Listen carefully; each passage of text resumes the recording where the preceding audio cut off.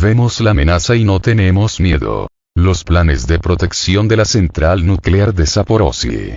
Se están elaborando planes para una posible amenaza de las Fuerzas Armadas de Ucrania en la central nuclear de Zaporozhye, declaró a Sputnik el gobernador en funciones de la región, Evgeny Valitsky.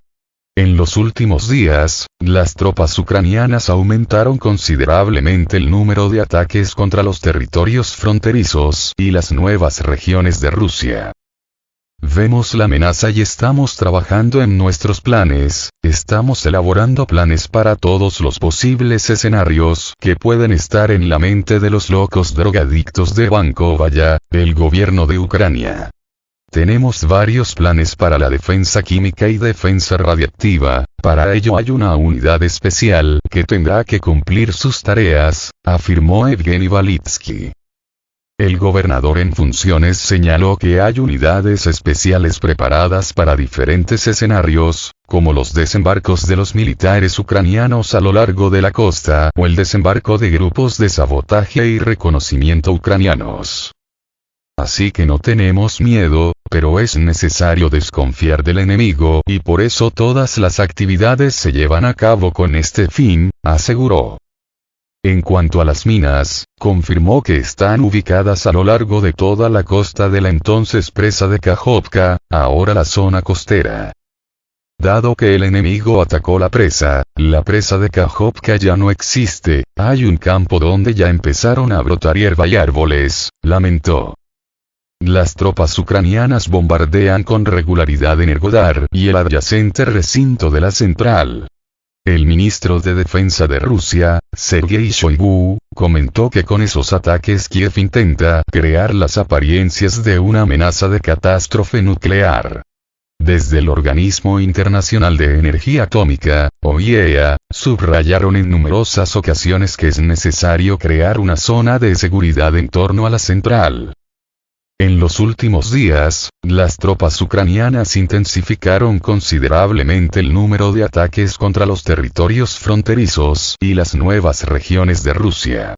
Los bombardeos están complicando la situación humanitaria, dañando instalaciones residenciales y de infraestructura, provocando incendios.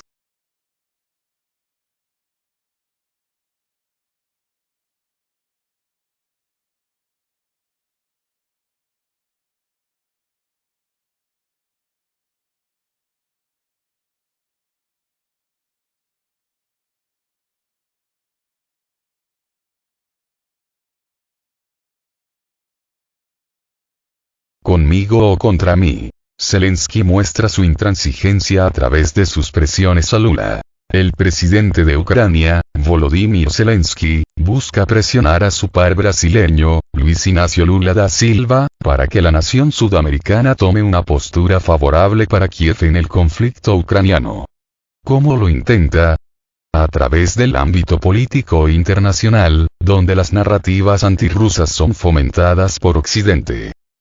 El mandatario ucraniano rechazó tajantemente las propuestas del líder latinoamericano para negociar la paz entre Kiev y Moscú. Insiste en que solo una parte del conflicto, la suya, sea escuchada. Sin embargo, Brasil afirma que los problemas de seguridad de Rusia no pueden quedar de lado a la hora de las eventuales conversaciones entre ambas naciones. No obstante, Zelensky se empecina en decir que las propuestas de Lula no traen paz de ninguna manera y que solamente el presidente de Rusia, Vladimir Putin y Luiz Inácio Lula da Silva hablan de la seguridad de Rusia y de las garantías que se deben ofrecer para la seguridad de Rusia. Todo ello a pesar de que el presidente brasileño ha repetido que es necesario tomar en cuenta a ambos bandos. De algún modo, el líder ucraniano utiliza esta dicotomía de estás conmigo o contra mí para polarizar los debates políticos y complicar así una posible salida negociada del conflicto. Este punto de vista de todo o nada, en donde estás conmigo o contra mí, pareciera ser parte de una estrategia que podría llevar a cabo el presidente Zelensky para tratar de presionar a Brasil para que tenga un posicionamiento más firme y, por supuesto, que esté a favor de Kiev, considera David García Contreras, internacionalista de la Universidad Nacional Autónoma de México, UNAM. La presión sobre el país latinoamericano, apunta el experto, no es en vano. Se trata de una de las naciones que conforma el grupo BRICS, compuesto por Brasil, Rusia, la India, China y Sudáfrica. Este bloque representa más del 31,5% del Producto Interior Bruto, PIB, global y el 42% de la población mundial.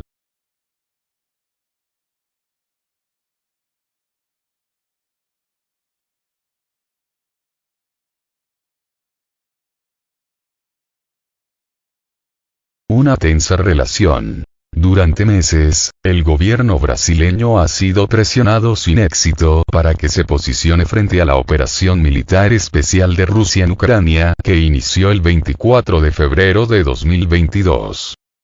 Por ejemplo, en enero de 2023, Brasil rechazó una solicitud del gobierno de Alemania para entregar municiones de tanques a Kiev.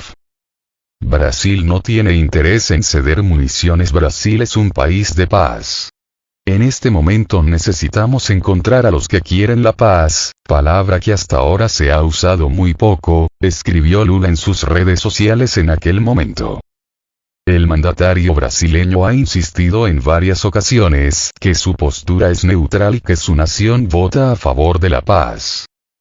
Sin embargo, hubo un punto de quiebre en el diálogo entre Kiev y Brasilia durante la cumbre del G7 que se realizó en Hiroshima en mayo de este año. En ese evento, se preveía que Lula y Zelensky se reunieran para hablar sobre el conflicto, pero eso no ocurrió. El hecho es muy simple, yo tenía una reunión bilateral con Ucrania aquí en este salón. Esperamos y recibimos la información de que se habían retrasado. Mientras tanto, recibí al presidente de Vietnam. Cuando el presidente de Vietnam se fue, Ucrania no apareció. Seguramente tenía otro compromiso y no pudo venir. Esto es simplemente lo que ocurrió, explicó Lula en ese entonces. Desde ese momento, las presiones por parte de Zelensky hacia Brasil no han parado. El posicionamiento del presidente Lula muestra que Brasil es neutral y no toma partido por ninguno de los dos bandos. Su administración ve desde fuera del conflicto. Ante ello, el mandatario Zelensky busca apoyo, pero le parece muy tibia la estrategia diplomática de Lula de fungir como mediador en la negociación, señala García Contreras.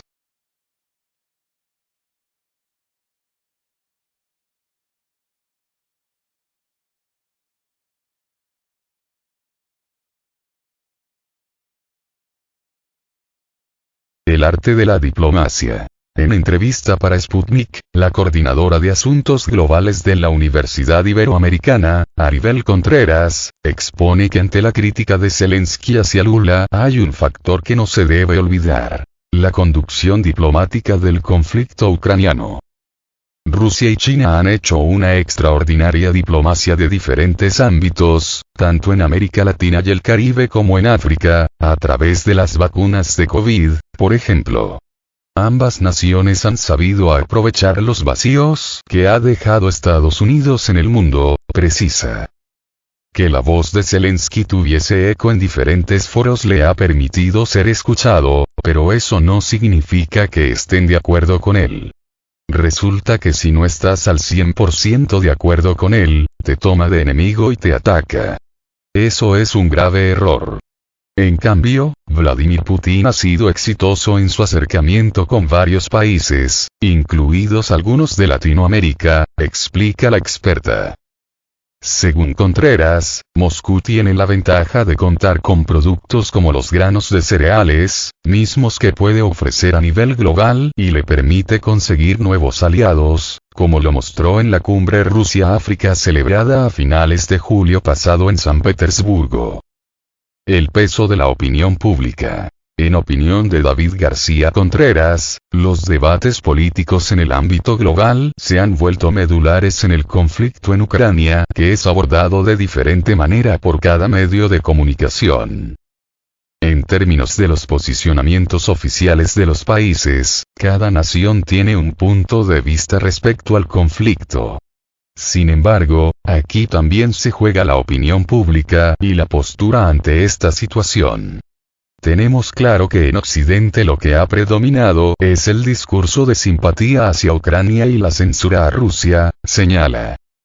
Por ello, califica la postura de Lula como pragmática, sin intenciones de tomar partido por ninguno de los involucrados, ya que desea velar por una verdadera solución a la situación. Brasil ha estado más cercano a Europa y más recientemente a economías y países no tradicionales en la región, como lo son China y Rusia gracias al bloque BRICS. Esto le ha permitido conducirse en diferentes foros internacionales y mantener su independencia. Insisto en que un país pueda determinar cuál es su posición sin que ceda a las presiones de otro es mantener su independencia, puntualiza García Contreras.